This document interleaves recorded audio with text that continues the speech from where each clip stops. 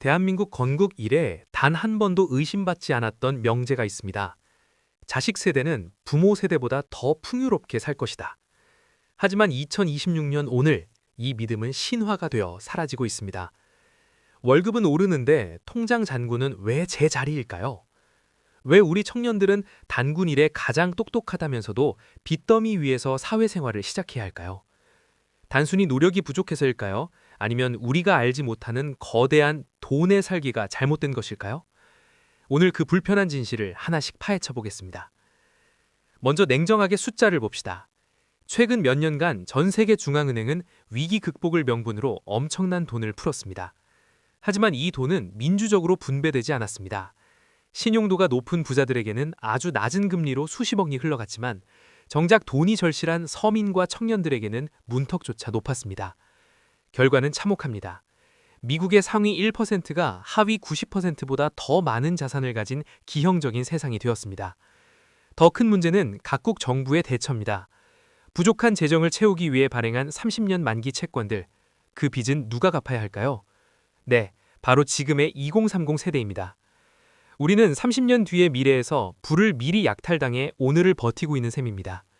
이것이 청년 세대가 부모보다 가난해진 근본적인 원인입니다. 우리나라 자산 구조를 보면 더 기가 막힙니다.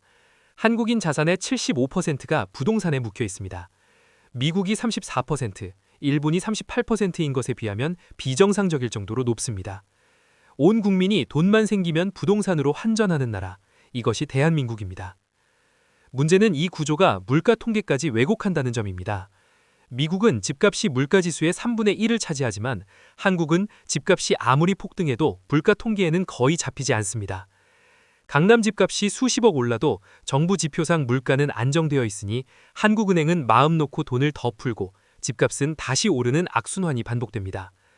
청년들이 열심히 저축해봐야 자산가치 상승 속도를 도저히 따라잡을 수 없는 기울어진 운동장이 만들어진 것입니다. 뉴스에서 이런 말 많이 들어보셨을 겁니다. 한국인 평균 자산이 2억 5천만 원이다. 이 소리를 듣는 순간 우리는 좌절합니다. 나만 빼고 다 부자인가?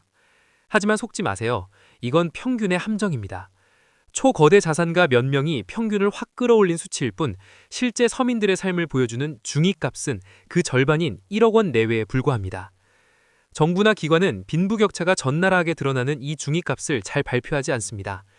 SNS 속 화려한 인스타 라이프와 이 왜곡된 통계가 결합하면서 우리 세대는 실체 없는 가난에 더 깊이 침잠하고 있습니다.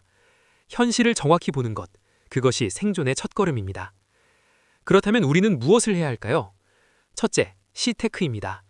24시간 코인 창만 보느라 당신의 가장 큰 자산인 시간을 버리지 마세요. 투자는 자동화된 시스템에 맡기고 남은 시간은 자신의 가치를 높이는 데 쓰십시오. 둘째, 안전자산의 분산입니다. 원화 가치 하락에 대비해 자산 일부는 달러로 또는 금으로 보유하는 전략을 고민해 보세요. 금은 인플레이션의 방패가 되고 달러는 세계 경제 위기 시 당신을 지켜줄 최후의 보루입니다. 시테크 전략과 함께 보유해야 할 자산입니다. 셋째, 복리의 힘을 믿으세요. 당장 100%, 200%의 수익을 노리는 도박 같은 투자가 아니라 단 5%라도 잃지 않고 30년을 지키는 투자가 결국 당신을 경제적 자유로 인도할 것입니다. 첫 번째도 잃지 않는 것, 둘째도 잃지 않는 것, 셋째도 잃지 않는 것이 중요합니다.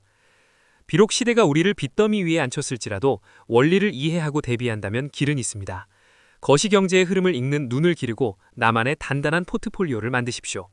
가난해지지 않는 법, 그것은 결국 세상을 읽는 공부에서 시작됩니다. 시대는 우리에게 도전적이지만 그 시대를 읽는 당신은 이미 승리할 준비가 되었습니다. 이제 당신만의 속도로 당당하게 그 자유의 여정을 시작하십시오. 부의 디펜더와 함께 우리의 자유의 여정을 시작해볼까요?